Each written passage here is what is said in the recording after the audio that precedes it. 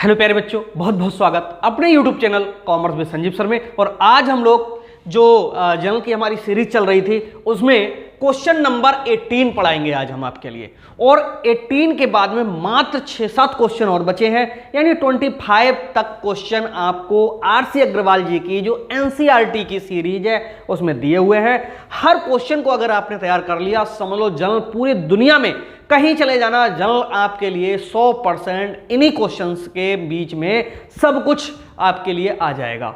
तो यहां पर मैं बताऊं आपके लिए क्वेश्चन नंबर 18 में हमने जनरल एंट्री के लिए आपको प्रोफार्मा वही पुराना और इंग्लिश में इसको सॉल्व करना है। डेट, पार्टिकुलर्स, एलएफ, अमाउंट और अमाउंट, ये हमारे कॉलम है। और क्वेश्चन को स्टार्ट करते हैं बिल्कुल बिना देर किए हुए। अगर कोई व्हाट्सएप ग्रुप से जुड़ना चाहते हो तो उनके लिए हमारे ऑफिस का नंबर 9719811101 ये ऑफिस का नंबर है जहां से आप जुड़ सकते हो। ओके, और क्वेश्चंस को यहां पर देखेंगे।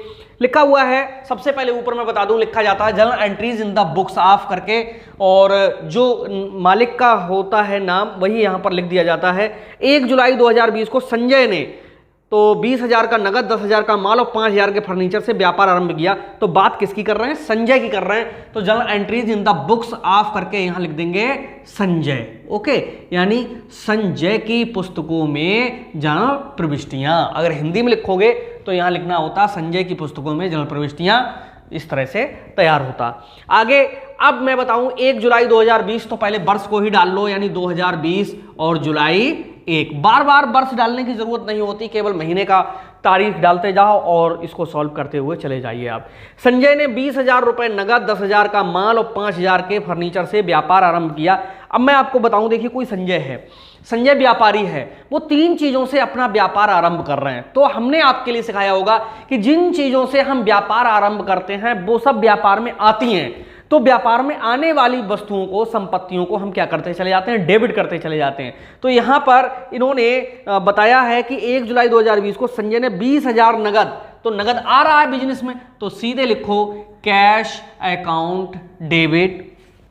और 10,000 का माल, तो माल को हम लोग परचेज लिख सकते हैं, परचेज अकाउंट डेबिट। और परचेज की जगह पे मैंने कल भी बताया था स्टॉक भी लिख सकते हैं, ठीक है। और वैसे मैं बताऊं कि जब माल लिखा हुआ हो करे तो आप स्टॉक डाल देंगे तो ज़्यादा बेहतर रहेगा। तो यहां पर cash account debit, stock account debit, stock account लगाना पड़ेगा, ठीक है, डेबिट। और क्या कह रहा है? 5,000 का फर्नीचर, तो furniture account debit to capital account. ये नरेशन बनेगी बीइंग बिजनेस स्टार्टेड बाय क्या क्या है? Cash, stock and furniture. और आगे जोड़ते चले जाएंगे फर्नीचर। तो जब यहां पर स्टॉक लिख रहे हैं तो परचेज की जगह पे अगर एक ही चीज लिख देंगे तो कोई दिक्कत नहीं होगी, सीधे क्या? स्टॉक।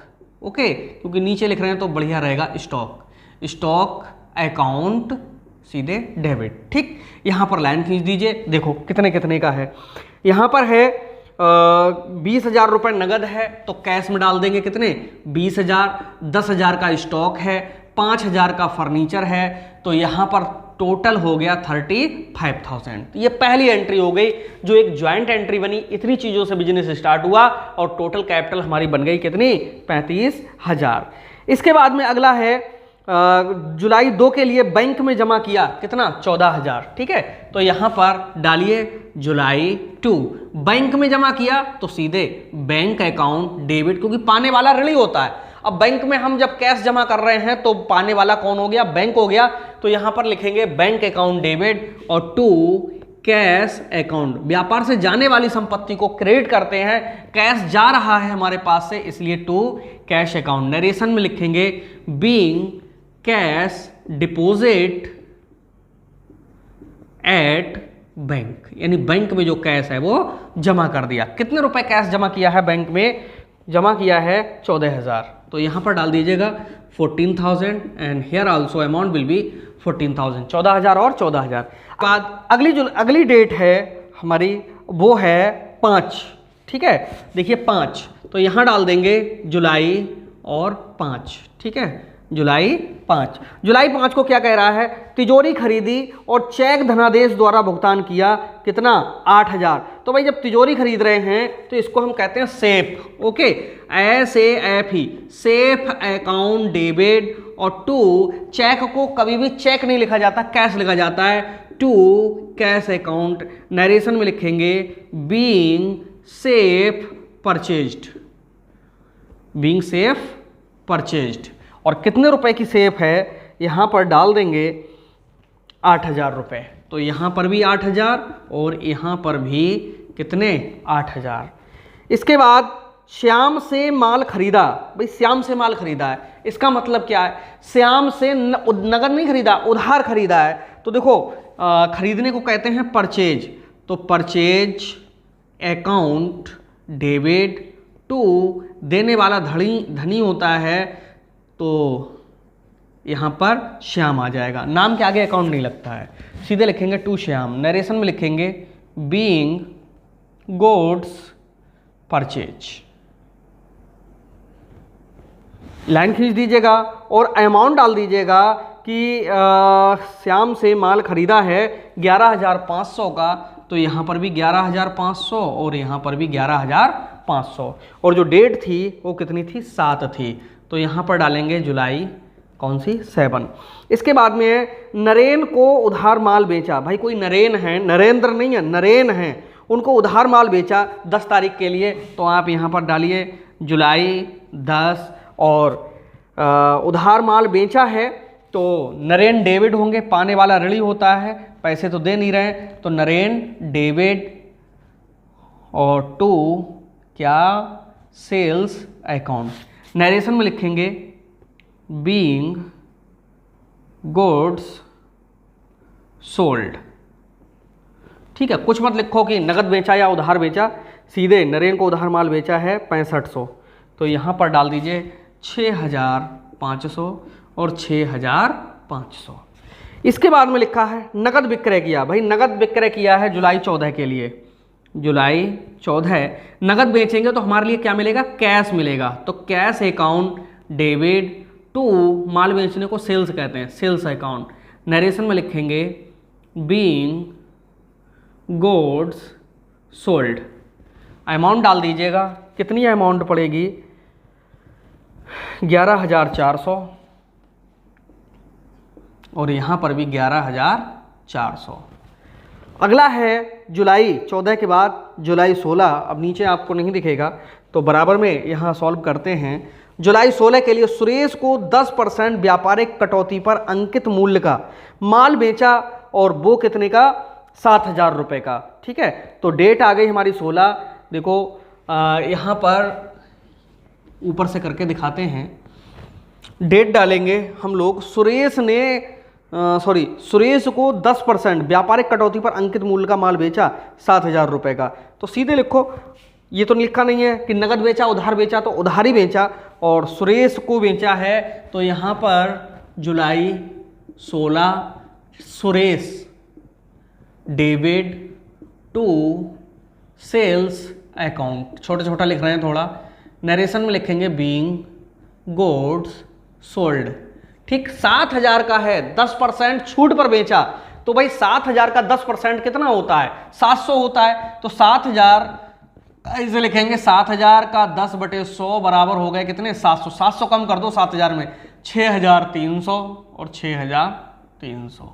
ठीक है, इस तरह से ये बनता है। आगे है सुरेश ने अंकित मूल्य का माल लौटाया, कितने का, 700 का। अब सुरेश हैं, उन्होंने माल वापस किया है, जो वापस किया है वो कितने का किया है, 700 का किया है। जब वापस किया है सुरेश ने, वो डेट कौन सी है, 18 है, तो यहाँ पर डालेंगे जुलाई और वो भी कितनी, 18। ठीक है, अब देखो हमने उनके लिए सेल्स किया था और सेल्स किया हुआ माल वापस आ रहा है, तो यहाँ पर सेल्स रिटर्न होगी, यानी सेल्स रिटर्न अकाउंट डेबिट। और टू, जो सुरेश डेबिट हुए थे वो ही अब क्रेडिट होंगे टू सुरेश। ठीक है, खरीदा जब उन्होंने तो वो पाने वाला ऋणी हुआ, अब वो वापस कर रहे हैं तो जो डेबिट था वो क्रेडिट में और जो सेल्स था वो सेल्स रिटर्न बन के कहाँ आ गया, डेबिट में। नरेशन लिखेंगे being goods return by Suresh. कितना? 630 और 630। क्यों? 700 का वापस किया है, 10% छूट घटाएंगे, 70 रुपये घटेंगे तो 630 ही बचेगा। 630 और 630। जुलाई 18 के बाद में जुलाई 20 नरेंद्र से चेक मिला और बैंक में जमा किया 6500। ठीक है। अब देखो यहां पर नरेंद्र से चेक मिला 20 तारीख के लिए, तो जुलाई 20। भैया चेक को कभी चेक नहीं लिखते हैं तो सीधे लिखेंगे कैश अकाउंट डेबिट टू। देने वाला धनी कौन है? नरेंद्र। नरेशन में लिखेंगे बीइंग चेक रिसीप्ट। कितने रुपए का चेक मिला है यहां पर दिखा देंगे। चेक है 6500 का, तो यहां पर 6500 और 6500 इस तरह से ये अमाउंट डाल देंगे। अगला है 24 में पंखा खरीदा। तो पंखा जब हमने खरीदा है तो जो आ रहा है बिजनेस में उसी डेबिट कर लीजिएगा। और ये नहीं लिखा कि उधार खरीदा नगद खरीदा, तो सीधे मैं आपको बताऊं कि पंखा जब खरीदा है तो फैन अकाउंट डेबिट होगा और इसके बदले में कैश जाएगा, तो यहां करेंगे fan account debit to cash account. Narration में लिखेंगे बीइंग फैन परचेज्ड।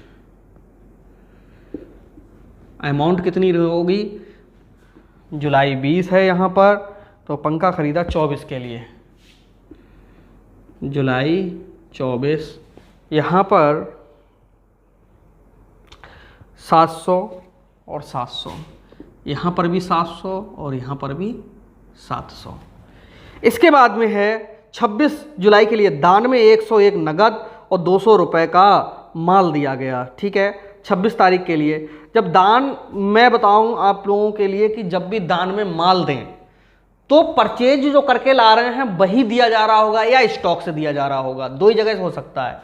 तो दान को हम चैरिटी भी कहते हैं, डोनेशन भी कहते हैं। तो यहाँ पर हम लोग जो हैं लिखेंगे डोनेशन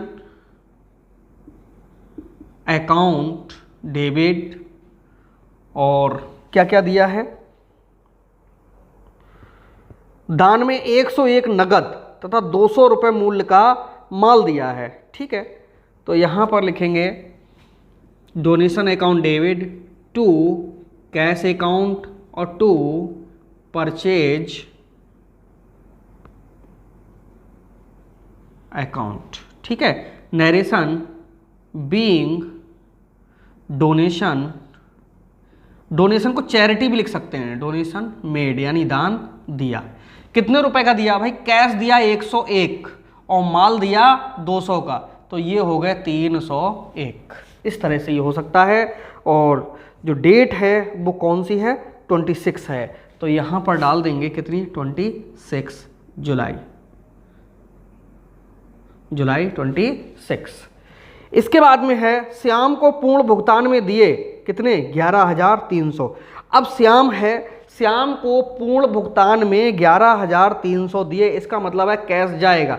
जब कैश जाएगा तो साथ में ये देखो कि श्याम का कोई पैसा आ तो नहीं रहा है, वो सबसे ऊपर लिखा है 11,500 यहाँ पर ये, और इसे अब हमने पेमेंट दिया 11,300। ठीक, तो छूट हमें कितनी मिली? 200 रुपये की। तो यहाँ पर अब हम पेमेंट करेंगे किसके लिए? श्याम को करेंगे, तो पाने वाला ऋणी होता है, जाहिर सी बात है कि श्याम डेबिट होगा, SH/M श्याम डेबिट। जितना दे रहे हैं टू कैश अकाउंट और साथ में टू डिस्काउंट अकाउंट। श्याम को 11,500 देना चाहिए था, 11,300 दे रहे हैं, तो 200 रुपये किस में गए? डिस्काउंट में गए। इस तरह से यहाँ पर नरेशन करेंगे बीइंग पेमेंट डन फॉर, किसके लिए? श्याम के लिए। ठीक है, और डेट जो रहेगी वो कौन सी है? श्याम को पूर्ण भुगतान में 28, तो यहाँ पर 28, सॉरी नीचे थोड़ा लिखें, जुलाई 28। ठीक, अब कहीं पर भी जगह नहीं बची है, जितनी एंट्रीज थी ये मोस्टली सब हो चुकी हैं, और इसमें से एक एंट्री अभी और बचती है, लिखा हुआ है सुरेश की ओर से गणेश से प्राप्त किए कितना? 2000 रुपये। ठीक है, देखो सुरेश की ओर से हमने गणेश से प्राप्त किए हैं कितने, 2000 रुपये। तो देखो गणेश देने जरूर आया लेकिन वो पैसा किसका है, सुरेश का ही है। ठीक है, तो यहाँ पर कैश अकाउंट डेबिट, कहाँ पर मैं समझाऊँ आप लोगों के लिए, समझ जाओ, एंट्री नीचे दिखेगी नहीं तो लिख देंगे यहाँ पर कैश अकाउंट डेबिट और टू सुरेश। ठीक, अमाउंट 2000 और 2000। इस तरह से ये क्वेश्चन पूरा होता है। और ये कितना समझ में आया आप कमेंट में जरूर लिखिएगा, वरना ये क्वेश्चन बहुत बड़ा हो जाएगा। एक बार अगर हम इसको रिपीट कर देंगे, देखो ये बिजनेस स्टार्ट किया है तो cash account debit, stock debit, furniture debit, जितना था डेबिट कर लिया, टोटल हमने इधर कर दिया। अब बैंक में पैसा जमा किया तो bank account debit to cash हो गया 14000 और 14000। सेफ खरीदी है तो safe account debit to cash account 8000 और 8000। माल खरीदा है श्याम से तो सीधे परचेज अकाउंट डेबिट और टू श्याम। ठीक, SH/AM लिखा हुआ है, ये थोड़ा समझ लीजिएगा। ठीक, मैं फिर से लिख दूँ यहाँ पर अगर समझ में ना आया हो, टू SH/AM टू श्याम। ठीक है, इसके बाद में नरेन को माल बेचा तो नरेन डेबिट हो गया, टू सेल्स अकाउंट हो गया। और बाद में नगद माल बेचा तो कैश अकाउंट डेबिट और टू सेल्स अकाउंट हो गया। यहाँ पर सुरेश के लिए माल बेचा तो Suresh debit to sales account हो गया और 10% छूट पे था तो 7000 ना डाल के अमाउंट 6300 डाला। यहाँ पर क्या है, जुलाई 18 के लिए सेल्स रिटर्न को हमने डेबिट किया है और टू सुरेश क्योंकि इन्होंने हमें माल वापस किया था। Cash account debit to Naren, Naren से हमने क्या कैश प्राप्त किया है। और पंखा खरीदा तो fan account debit to cash account पड़ जाएगा। दान दिया तो डोनेशन या चैरिटी अकाउंट डेबिट करेंगे और टू कैश और टू परचेज। और स्टॉक भी यहाँ परचेज जगह लिखा जा सकता है। ठीक है, लेकिन यहाँ पर परचेज सही रहेगा। और श्याम के लिए हमने क्या हुआ, भुगतान दिया है तो श्याम डेबिट, जितना कैश दिया टू कैश अकाउंट और उसको 11300 का हमने चेक दिया, देना 11500 था तो 200 रुपये हमने छूट मार ली। तो ये इस तरह से पूरा भुगतान हो गया। और लास्ट में कैश हमें मिला है तो कैश अकाउंट डेबिट और सुरेश ने भिजवाया तो टू सुरेश। इस तरह से बाद में लास्ट में इसका टोटल और मार लीजिएगा। ओके, वरना ये वीडियो बहुत लंबी हो जाएगी। तो जरूर लिखिएगा कि कैसा लगा ये वीडियो और कितना समझ में आया। ना समझ में आया हो, बहुत सारे तरीके हैं और अपनाएंगे हम लोग, बस आपको सिखा करेंगे। कुछ भी ऐसा नहीं होगा एग्जाम में जो आपको नहीं आ रहा होगा। तो मिलते हैं नेक्स्ट वीडियो में, तब तक के लिए बाय बाय।